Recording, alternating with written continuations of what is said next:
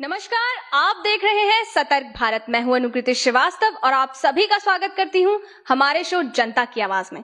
तो आज हमारे शो जनता की आवाज में हमारे साथ है संदीप चावला जी।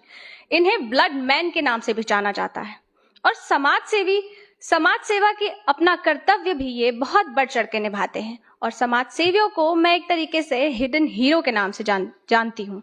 तो आइए जानते हैं कि इनके हिडन हीरो की यात्रा कैसी रही। नमस्कार सर। नमस्कार सर, जैसा कि आप समाज सेवा से बड़े जुड़े हुए हैं, अब ब्लड मैन के नाम से भी जाने जाते हैं, तो ये यात्रा जो है वो कैसे शुरू हुई? आप किस किस्से से प्रेरित होकर आपने ये सब कार्य करना शुरू किया? मुझे याद है कि लगभग 1995 के अराउंड मेरे ब्रदर का बहुत ज़्यादा स्वास्थ्य खराब हुआ, तो बरेली में एडमिट हुए थे और उनको ब्लड की आवश्यकता थी। तो एक जो सिस्टर होती हैं हॉस्पिटल में, और उन्होंने अपना ब्लड डोनेट किया उनके लिए। तो वो मेरा लाइफ का बहुत बड़ा एक ऐसा मूवमेंट था जहाँ से मुझे एक नई दिशा मिली और वहीं से ये कदम मेरे आगे की तरफ बढ़ते गए। सर, आपको ब्लड मैन के नाम से क्यों जाना जाता है? देखिए, मैं कोई ब्लड मैन नहीं हूँ, मैं एक सिंपल कॉमन मैन हूँ। ये तो लोगों की महानता है कि लोग अपने अपने तरीके से लोग विचार रखते हैं, और चूंकि लोगों के दुखों में, लोगों के ऐसे हालातों में मैं उनके साथ काम आया जब उन्हें ब्लड की ज़रूरत थी, जब उनके साथ कोई और नहीं खड़ा था। तो ऐसी जब समाज में कई बार घटनाएं घटी, चूँकि मैं गदरपुर से बिलोंग करता हूं और गदरपुर में आसपास कहीं ब्लड बैंक नहीं है और रुद्रपुर या फिर काशीपुर ब्लड बैंक पड़ता है। तो लोगों के हमें जब ज़रूरत पड़ी, हमने लोगों के ब्लड से उनकी मदद करी और उनके पेशेंट को बचाया। तो इन सब चीज़ों को देखते हुए लोगों ने के दिमाग में जो आई बात, किसी ने ब्लड मैन, किसी ने कुछ कहना शुरू कर दिया। बहुत खूबसूरत सर। अगर मैं आपसे पूछूं कि ब्लड सेवा के अलावा आप और क्या क्या कार्य है जिससे आप समाज में योगदान देते हैं? देखिए, रक्तदान के साथ साथ हमारी एक मुहिम है जिसे हम अक्सर प्लेटफॉर्मों पे बोलते हैं कि जीते जी रक्तदान, मरणोपरांत नेत्रदान।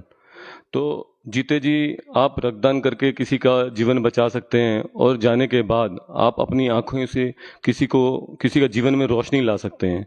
तो ये हमारी एक मुहिम है, जीते जी रक्तदान और मरणोपरांत नेत्रदान। अब तक हम लोग गदरपुर अपने आप में बहुत छोटा सा शहर है उत्तराखंड का, और 2 दर्जन से ज़्यादा लोगों के नेत्रदान करा चुके हैं और एक नेत्रदान से 2 लोगों को रोशनी मिलती है। तो लगभग हम कह सकते हैं कि लगभग 50 लोगों के जीवन में हम रोशनी ला चुके हैं और ये मुहिम अभी जारी है। सर, बहुत अच्छी बात है। जैसे कि आपने कहा कि आपने 2 दर्जन से ज्यादा लोगों को नेत्रदान करवाया है, तो आप किस तरह से इतनी बड़ी मात्रा में लोगों को प्रोत्साहित करते हैं कि वो आगे बढ़े और समाज में योगदान दें? देखिए, जहाँ तक अगर रक्तदान की बात करें तो आज के युवा इतने जागरूक हो चुके हैं, खासकर हमारे अपने गदरपुर क्षेत्र के युवा इतने जागरूक हैं कि अगर वो खुद से आगे बढ़कर आते हैं, किसी को रक्त की जरूरत पड़ती है। एक समय था लोग डरते थे रक्तदान से कि नहीं, पता नहीं कमजोरी आ जाएगी, लेकिन अब धीरे धीरे इतना जागरूक लोग हो चुके हैं। खासकर गदरपुर क्षेत्र का युवा इतना जागरूक हो चुका है कि आज गदरपुर में किसी को अगर ब्लड की जरूरत पड़ती है, एक मैसेज डालने की जरूरत है और सैकड़ों लड़के ब्लड डोनेट करने को तैयार हो जाते हैं। सर, जैसे कि 2011 में हमें सुनने में आया कि आप माननीय राष्ट्रपति जी से मिले थे, तो वो किस्सा आप हमारी जनता को बताएंगे? जी हाँ, ये किस्सा थैलीसीमिया को लेकर है। थैलीसीमिया को लेकर मैं 2007 से हमने लड़ना शुरू किया, और थैलीसीमिया एक ऐसी बीमारी है जो माता पिता से बच्चों को मिलती है। और थैलीसीमिया के मरीजों को जब मैंने 2007 में थैलीसीमिया के बच्चों के संपर्क में आया तो उनका दर्द मुझसे देखा नहीं गया, और उनके लिए मैंने और मेरी टीम ने मिलकर प्रयास करना शुरू किया कि इनके लिए कुछ करना चाहिए। फिर हम अपनी मुहिम हमने शुरू करी और पहले तो उनके लिए ब्लड की व्यवस्था हमने शुरू करी, अपनी टीम बनाई और लड़कों से उनको समय समय पर ब्लड डोनेट करवाते रहे उनके लिए।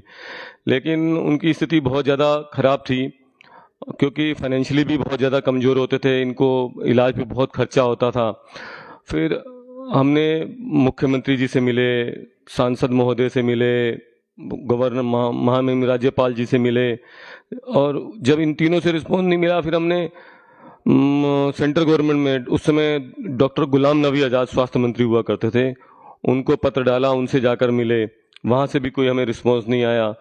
तो थक हार कर एक दिन मैंने महामहिम राष्ट्रपति जी को संबोधित करते हुए एक पत्र लिखा, जिसमें इन थैलेसीमिया वाले बच्चों का सारा दर्द बयां किया और उनकी समस्याएं रखी। और वो पत्र जब महामहिम राष्ट्रपति जी के पास पहुंचता है तो उन्होंने उस पत्र को बड़े गंभीरता से लिया, और उनका वहाँ से उनके प्रेस सचिव का तुरंत जो है मेरे पास फ़ोन आता है दिल्ली से कि आपको महामहिम राष्ट्रपति जी ने बुलवाया दिल्ली और आप आइए। तो मैं इन थैलेसीमिया वाले बच्चों को लेकर 14 नवंबर 2011 को महामहिम राष्ट्रपति जी से मिला था। उस समय तत्कालीन राष्ट्रपति डॉक्टर प्रतिभा देवी पाटिल जी थी, और उनसे इन बच्चों को मिलाया। बच्चों ने अपनी बातें उनके सामने रखी, और 3 पन्नों का मेरा एक इनकी समस्याओं को लेकर पूरा ज्ञापन सा था, जिसमें मैंने इन बच्चों की एजुकेशन को लेकर, इन बच्चों के इलाज को लेकर, इन बच्चों को जो ब्लड बैंक से ब्लड मिलता था पहले, उसके लिए इनको यूज़र चार्जेस देने पड़ते थे, और एक बच्चे को कम से कम 2 या 3 बार महीने में ब्लड चढ़ता है, तो उनको एक बार मतलब हर बार पैसे यूज़र चार्जेस देने पड़ते थे, जो उनके परिवार के लिए बड़ी दिक्कत वाली बात थी। आर्थिक स्थिति भी अच्छी नहीं होती थी इनकी। तो महामहिम राष्ट्रपति जी से सब सारी बातें हुई, तो उन्होंने मेरे से कहा कि संदीप जी, ये मेरा आखिरी साल है और मैं इन बच्चों के लिए वो काम कर जाऊंगी कि तुम ताउम्र मुझे याद करोगे। और मैं महामहिम राष्ट्रपति जी डॉक्टर प्रतिभा देवी पाटिल जी का बहुत ही शुक्रगुजार हूँ, बहुत ही उनके हृदय से आभार व्यक्त करता हूँ कि उन्होंने ऐसा काम किया कि आज देश के लगभग 2-2.5 लाख जो पीड़ित बच्चे हैं वो उस चीज़ से लाभान्वित हैं। उनको आज देश के सभी ब्लड बैंकों में फ्री ऑफ कॉस्ट ब्लड मिलता है। सर, बहुत बड़ी बात है, आप इतने बड़े लेवल तक गए उन बच्चों के लिए, और ये उदाहरण मैंने खुद अपनी आंखों से देखा है। जब आसिकास में हमारे साथ एक निकुंज मिड्डा नाम के एक लड़का रहता है, वो भी वहाँ राष्ट्रपति भवन आपके साथ गए थे, तो ये चीज़ मुझे भी याद है। तो सर, जैसा कि अगर समाज सेवा की बात आए तो आपकी फैमिली जो है वो आपको कैसे सपोर्ट करती है? समाज सेवा में मेरी परिवार को कई बार दिक्कतें तो आती ही हैं, लेकिन मेरा परिवार, मेरी पत्नी, मेरी माँ, मेरे भाई लोग, मेरे सब मुझे बहुत सपोर्ट करते हैं। उन्हीं की वजह से मैं ये सब कर पाता हूँ। यही कारण है कि आज मुझे इतने साल हो गए इस समाज सेवा के क्षेत्र में, और मुझे उम्मीद है कि ये आखिरी दम तक इसी तरीके से ये कारवां चलता रहेगा। सर, सुनने में आया कि जो आपके पुत्र हैं वो कहा जाए कि अभी तक भारत में सबसे छोटी उम्र के नेत्रदाता हैं, तो आपने उनको कैसे इतना प्रोत्साहन दिया, कैसे उन्हें इतना साहस दिया कि वो समाज के लिए कार्य करें इतनी छोटी सी उम्र में? देखिए, 2006 में मेरी शादी हुई थी, 2007 में मेरे यहाँ पहला बेटा हुआ, और होने के साथ ही उसको ब्रीथिंग प्रॉब्लम हो, सांस लेने में दिक्कत हो गई थी। तो उसको लेके हम रुद्रपुर भागे। रुद्रपुर से हमें बरेली रेफ़र कर दिया गया। बरेली में 6 दिन इलाज चला, 7वें दिन उस बच्ची का निधन हो गया। चूँकि ये अपने आप में बहुत बड़ा झटका था मेरे लिए, लेकिन मालिक ने ऐसी प्रेरणा दी, ऐसी सोच दी कि उस दुख की घड़ी में भी ईश्वर ने मुझे याद दिलाया कि तुम्हें जो है जो घटना घटी वो घट गई, लेकिन तुम्हें अपना जो समाज सेवा का जुनून है उसे करना है। तो वहीं से बरेली से ही मैंने नेत्रदान दाता टीम को डॉक्टर पंकज अग्रवाल को फ़ोन किया कि ऐसे ऐसे मेरे साथ घटना हुई है और मेरे पुत्र का निधन हो गया, मैं चाहता हूँ कि इसके नेत्रदान किए जाएं।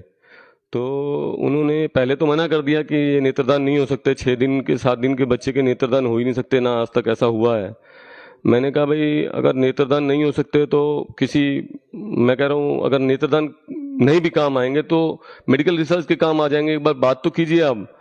तो उन्होंने बात करी वेणु आई बैंक दिल्ली में, कि भाई ऐसे ऐसे कॉल आई है और ऐसे ऐसे बच्चे का आई डोनेशन होना है, हमें करना चाहिए नहीं करना चाहिए। तो वहाँ डॉक्टरों के पैनल बैठा, डॉक्टरों के पैनल ने बैठ के आपस में डिस्कस किया कि भाई इसको हमें करना चाहिए। जब गार्जियन रेडी है कि भाई अगर आँख किसी के काम ना आए तो मेडिकल यूज़ में ले लीजिएगा। फिर वो टीम ने जब हरी झंडी दिखाई तो ये लोग डॉक्टर पंकज अग्रवाल जो इनकी आई बैंक की टीम थी, इन्होंने मुझे बोला कि आप बच्चे को बरेली से लेके आ जाइए पंतनगर। तो मैंने कहा सर मैं पंतनगर नहीं आ पाऊंगा, घर पे भी सब लोग वेट कर रहे हैं, आप रुद्रपुर आ जाइए डिस्ट्रिक्ट हॉस्पिटल में। तो उन्होंने कहा ठीक है हम डिस्ट्रिक्ट हॉस्पिटल पहुंच रहे हैं, आप बरेली से चलिए। और उन्होंने एक आई ड्रॉप बोला कि ये बच्चे की आइज़ में डालते हैं ना, ताकि वो आइज़ ड्राई ना हो। तो जैसा डॉक्टर साहब ने कहा वैसा मैं करता हुआ आया और वहाँ से हम बरेली से डिस्ट्रिक्ट हॉस्पिटल रुद्रपुर पहुँचे। वहाँ पे सारी टीम तैयार थी। वहाँ उस दौरान डॉक्टर सीएमओ साहब वगैरह सभी लोग थे और उन्होंने तुरंत आते ही उस बच्चे का आई डोनेशन किया और आई डोनेशन करके फिर हम डेड बॉडी लेके अपने घर पहुँचे। 2 दिन बाद फ़ोन आता है दिल्ली से कि आप संदीप जी बोल रहे हैं। मैंने कहा हाँ। बोले आपके बेटे की जो आई डोनेशन हुई है वो सक्सेसफुली 2 बच्चों को ट्रांसप्लांट हो गई है और आज 2 बच्चे इस जीवन को देख रहे हैं। तो ये भी था एक जैसे ईश्वर को मंजूर था, लेकिन इस बात की तसल्ली है कि वो आंखें किसी 2 बच्चों के काम आई और आज उन आंखों से कोई 2 बच्चे देख रहे हैं। सर कितनी बड़ी साहस की बात है कि आपने अपने बच्चे को एक नया, उसके नेत्र को एक नया जीवन दान देकर उसका जो नाम है वो हमेशा के लिए लिम्का बुक ऑफ रिकॉर्ड में दर्ज कर दिया। सर बहुत क्या बोला जाए कि एक भावुक तरह से ये किस्सा सामने आया। सर अगर मैं ये पूछूं कि आप अपने नज़रियों से समाज में क्या डिफरेंस देखना चाहते हैं, क्या बदलाव देखना चाहते हैं, तो वो बदलाव क्या होंगे? देखिए बदलाव ये आना चाहिए कि हमें अपने जीवन में साल में हमारे जीवन में एक जन्मदिन आता है, कम से कम अपने जन्मदिन पर रक्तदान करना चाहिए और हो सके तो हर 3 महीने बाद रक्तदान करें। अगर आपका शरीर साथ देता है आप तो जीते जी रक्तदान और मरणोपरांत नेत्रदान। आपके परिवार में आसपास रिश्तेदारी में यदि कोई बुजुर्ग कोई ऐसा निधन होता है तो आप उनको प्रेरित कीजिए कि वो नेत्रदान करें ताकि किसी के जीवन में रोशनी आ सके। यही बहुत खूबसूरत मैसेज था सर। एक आखिरी सवाल बस यही है कि आज आप इस माध्यम से जुड़े हैं, सतर्क भारत के साथ बैठे हैं सर, तो आप हमारी जनता को क्या संदेश देंगे?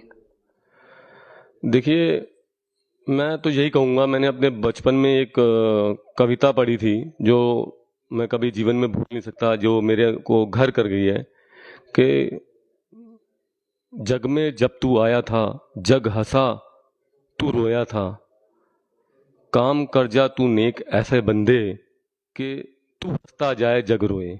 हमें जीवन में कुछ ऐसा काम करके जाना चाहिए कि आप हंसते हुए जाओ और जग आपके लिए रोए।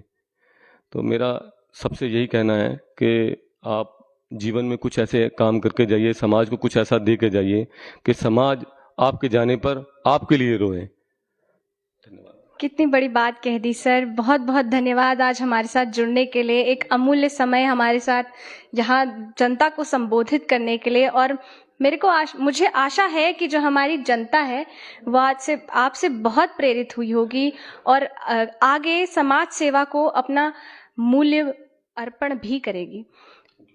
धन्यवाद सर। तो फिर मिलेंगे एक नए अतिथि के साथ। देखते रहिए सतर्क भारत। मैं अनुकृति श्रीवास्तव अपने साथी जगजीत सिंह के साथ विदा लेती हूँ।